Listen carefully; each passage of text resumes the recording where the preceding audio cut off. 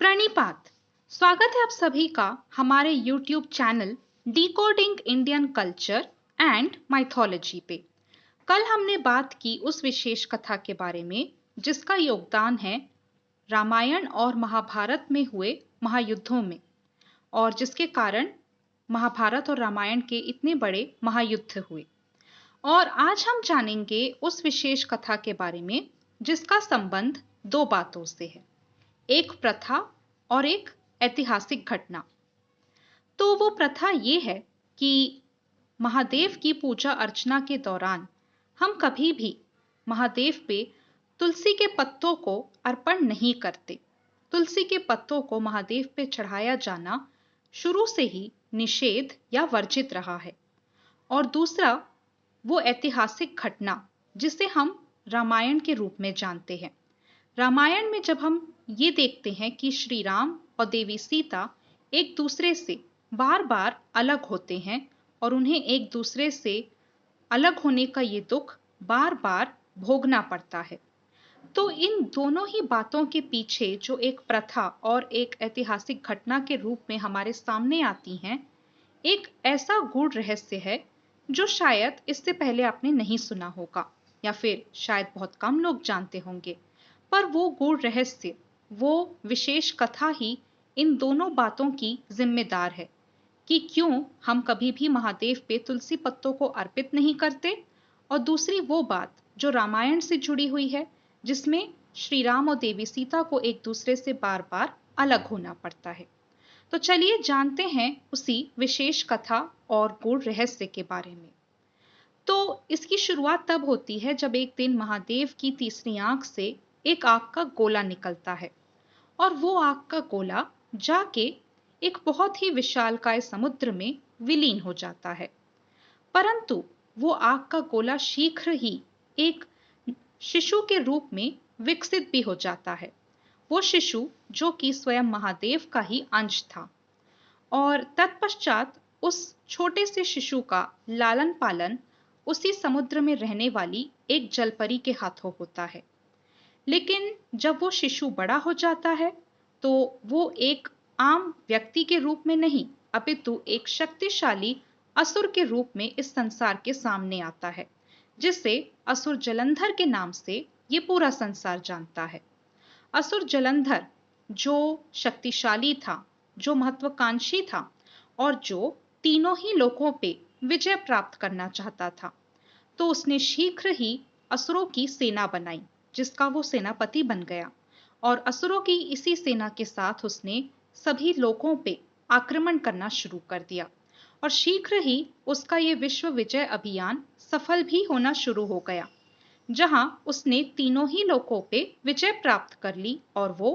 त्रिलोकाधिपति असुर जलंधर के नाम से जाना गया। पर उसके जीवन में एक और अहम घटना वो हुई जहां पे उसका विवाह हुआ असुरों की राजकुमारी, यानी कि असुरों के महाराज की पुत्री राजकुमारी वृंदा के साथ। राजकुमारी वृंदा असुरों के कुल में जन्मी थी, पली बढ़ी थी, और वो एक कुशल वैद्य भी थी, जिनकी वजह से असुरों के सैनिक सदा ही शीघ्र ही स्वस्थ होके दूसरे युद्ध के लिए तैयार हो जाया करते थे। और इसी वजह से असुरों की शक्ति का विस्तार भी बहुत अच्छे से तीनों लोकों में हो चुका था, और इसी ने असुर जलंधर की भी बहुत मदद की थी अपने विश्व विजय अभियान को आगे बढ़ाने में। लेकिन राजकुमारी वृंदा असुरों की वैद्य होने के साथ ही साथ और असुर कुल की राजकुमारी होने के साथ ही श्री हरि विष्णु की भी अनन्य भक्त थी। वो श्री हरि नारायण की सदा से ही भक्ति करती आई थी, और इसी वजह से श्री विष्णु जी की उन पे विशेष कृपा थी। वो श्री हरि विष्णु की प्रिय भक्त भी थी, और बहुत जल्द असुर जलंधर का विवाह हो जाता है राजकुमारी वृंदा के साथ, जिसके बाद असुर जलंधर न केवल असुरों के महाराज के रूप में सामने आता है, अपितु उसकी शक्ति भी और ज्यादा बढ़ जाती है, और वो महारानी वृंदा की वजह से, उनकी पतिव्रता शक्ति की वजह से, जो उनके पतिव्रता धर्म के रूप में सामने आती है। और उसका प्रभाव कुछ ऐसा होता है कि असुर जलंधर को एक अत्यंत ही शक्तिशाली अदृश्य कवच प्राप्त हो जाता है जो सदैव ही उनके जीवन की रक्षा करता है और जिसे भेद पाना किसी के लिए भी असंभव है। लेकिन इसका मतलब ये भी है कि जब तक उस कवच को भेद के कोई असुर जलंधर को परास्त नहीं करेगा, संसार को असुरों के इस बढ़ते हुए संकट से मुक्ति नहीं प्राप्त हो पाएगी। और यही सभी देवताओं की परेशानी की वजह भी बन गया और उन्होंने श्री हरि विष्णु के पास जाने का फैसला किया। और यहाँ पे श्री हरि विष्णु को जब उनकी इस समस्या का पता चला, जो देवताओं के लिए एक सिरदर्द बन चुकी थी, संसार के लिए एक संकट बन चुकी थी, तो उन्होंने फैसला लिया कि वो वृंदा की उस पतिव्रता शक्ति को, उस पतिव्रता व्रत को वो भंग करेंगे, जिसके कारण से ही असुर जलंधर अपराजेय था और वो एक ऐसी शक्ति प्राप्त कर चुका था जिसके कारण उसे कोई भी पराजित नहीं कर सकता था। लेकिन यहाँ पे उनके लिए स्वयं भी एक दुविधा खड़ी हो गई थी कि वो संसार की रक्षा तो कर रहे हैं, परंतु इसके लिए उन्हें अपनी ही भक्त के साथ छल करना होगा, विश्वासघात करना होगा। लेकिन संसार की भलाई के लिए वो ऐसा करने पे कहीं ना कहीं विवश हो चुके थे और न चाहते हुए भी उन्हें ऐसा कदम उठाना पड़ा। तो एक दिन जब असुर जलंधर एक युद्ध के लिए महल से बाहर जा रहे थे, तब महारानी वृंदा ने उनसे ये कहा कि शीघ्र ही वो उस युद्ध से वापस आ जाएं, ताकि वो एक विशेष यज्ञ में महारानी वृंदा के साथ बैठ सकें और उस विशेष यज्ञ के संपूर्ण होते ही असुर जलंधर को अमरत्व प्राप्त हो जाएगा और तत्पश्चात उन्हें कोई भी पराजित नहीं कर पाएगा, उन्हें कोई भी मार नहीं पाएगा और वो सदा सदा के लिए इस संसार में अमर हो जाएंगे। और इतना सुनने के बाद असुर जलंधर ने अपनी पत्नी को आश्वासन दिया कि वो शीघ्र ही युद्ध समाप्त करके महल वापस आएंगे और अपनी पत्नी के साथ बैठ के उस विशेष यज्ञ को सफलतापूर्वक पूर्ण भी करेंगे। और जब असुर जलंधर ने युद्ध के लिए प्रस्थान किया, तो देवताओं ने भी अपनी एक नई रणनीति बना ली। उन्होंने तय कर लिया कि असुर जलंधर को वो इस प्रकार उलझा के रखेंगे कि उन्हें एक पल के लिए भी उस युद्ध से दूर नहीं जाने देंगे। और इसीलिए वो ये चाहते थे कि असुर जलंधर पूरी तरह से उनकी इस युद्ध की रणनीति में उलझ के रह जाए और वो अपनी पत्नी के पास दोबारा महल वापस न लौट पाए। और यहाँ जब असुर जलंधर ने अपना युद्ध शुरू किया, तो कुछ ही समय पश्चात महारानी वृंदा ने महल में अपने पति को वापस आते हुए देखा और ये देख के उन्हें यही लगा कि उनकी बात मान के उनके पति ने शीघ्र ही महल वापस लौटने का फैसला किया है, ताकि वो अपनी पत्नी के साथ उस यज्ञ को पूरा कर सके। और फिर पति पत्नी ने साथ में बैठ के अपना यज्ञ शुरू भी कर दिया। लेकिन उन्हें ये नहीं पता था कि उनका पति तो अभी भी युद्ध भूमि में युद्ध ही कर रहा है और वो अभी तक वापस नहीं आया है। और वो जो उनके सामने है वो उनका पति नहीं, अपितु उनके आराध्य श्री हरि नारायण हैं, जो एक छल के रूप में उनके सामने आए हैं। यज्ञ समाप्त होने के पश्चात महारानी वृंदा ने प्रसाद दिया और फिर उस यज्ञ का एक विशेष विजय तिलक करने के लिए जब उन्होंने उस रूप को, जो उनके पति के ही रूप में उनके सामने तो था पर उनका पति नहीं था, उसे जब स्पर्श किया, तो एक ही क्षण में उन्हें इस बात का आभास हो गया, उन्हें इस बात का पता चल गया कि वो उनके पति नहीं, अपितु उनके पति के रूप में कोई और ही हैं और उनके साथ एक छल, एक विश्वासघात हुआ है। ये जानकर महारानी वृंदा को अत्यंत ही दुख हुआ और जब उन्होंने ये पूछा कि तुम कौन हो और मेरे पति के रूप में मेरे सामने आके ये विश्वासघात तुमने मेरे साथ क्यों किया, तब श्री हरि विष्णु अपने वास्तविक रूप में उनके सामने आए और तब उन्हें यह पता चला कि ये छल, ये विश्वासघात उनके साथ किसी और ने नहीं, अपितु उनके आराध्य श्री हरि नारायण ने ही किया है। और ये जानकर महारानी वृंदा को अत्यंत ही पीड़ा हुई, अत्यंत ही दुख हुआ। लेकिन वो कर भी क्या सकती थी, अब तो बहुत ज्यादा देर हो चुकी थी। और वहां युद्ध भूमि में जैसे ही उनके पतिव्रता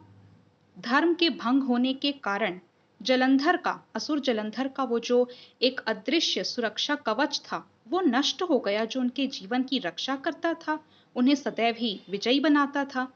तो उसी समय वहां पे महादेव का आगमन हुआ और महादेव अकेले नहीं, अपितु माता पार्वती के साथ उस युद्ध भूमि में आए, जहां उन्होंने अर्धनारेश्वर के रूप में अपनी पत्नी माता पार्वती के साथ असुर जलंधर का अपने हाथों से सदा सदा के लिए अंत कर दिया। पर यहाँ महल में महारानी वृंदा इस सदमे को बर्दाश्त नहीं कर पाई और उन्होंने क्रोध में और अत्यंत ही पीड़ा में अपने ही आराध्य श्री हरि विष्णु को एक श्राप दे दिया। वो श्राप उसी ऐतिहासिक घटना के रूप में सामने आता है जिसमें हम ये देखते हैं कि रामायण में श्री राम और देवी सीता को एक दूसरे से अलग होने का दुख झेलना पड़ता है। और वो श्राप यही था कि जिस प्रकार आपके इस छल और आपके इस विश्वासघात के कारण मैं अपने पति से अलग हो गई हूं, मैंने अपने पति को खो दिया है, उसी प्रकार आप एक अपने ऐसे जन्म में इस मानव रूप में इस धरती पे आएंगे जहां अपनी पत्नी के साथ आपको भी इसी प्रकार अलग होने का दुख झेलना पड़ेगा। इसी मानव रूप में आप भी उस दुख का सामना करेंगे जिस दुख का सामना आपके कारण मुझे करना पड़ रहा है। पर अपनी गलती मानते हुए श्री हरि विष्णु ने अपनी भक्त को ये वरदान भी दिया और उनका ये श्राप सहर्ष स्वीकार भी कर लिया। वो वरदान ये था कि उनकी पूजा पवित्र तुलसी के रूप में की जाएगी। पवित्र माता तुलसी के रूप में, एक पौधे के रूप में वो इस संसार में पूजी जाएंगी। और यही कारण भी है कि तुलसी के जो पौधे की स्थापना होती है वो हम अपने आंगन में करते हैं, क्योंकि उन्होंने ये वरदान दिया था वृंदा को कि पवित्र तुलसी के पौधे के रूप में जब तुम्हारी स्थापना किसी भी घर के आंगन में की जाएगी तो तुम किसी भी प्रकार की नकारात्मक एवं बुरी शक्ति से उस घर की, उस घर के परिवार की पवित्र तुलसी के पौधे के रूप में रक्षा करोगी और तुम्हारी पवित्रता के कारण समस्त संसार तुम्हें पूरी आस्था और विश्वास के साथ पूजेगा। और उसी तुलसी के रूप में तुम्हारा विवाह मेरे शालीग्राम रूप के साथ संपन्न किया जाएगा, जिसे आज हम तुलसी विवाह के एक बहुत ही प्रसिद्ध पर्व के रूप में मनाते हैं।